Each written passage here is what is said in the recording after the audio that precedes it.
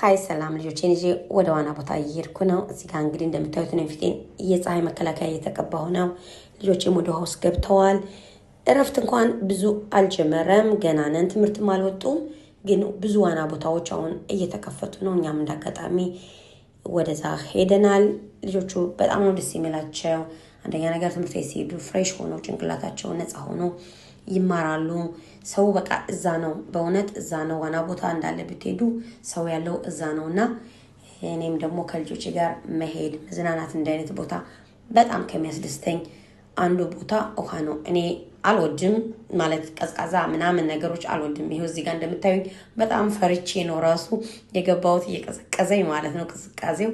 ግን ያው ለልጆች ሲባል የማይደረግ የለም፣ ግዴታዬ ስለሆነ እሄዳለሁ አብሬያቸው። እዛ በኋላ ይሁን እንደምታዩት እንጀራችንን እየበላን ነው። ልጄ የተባረከ ምግብ ይሆንልህ ባይ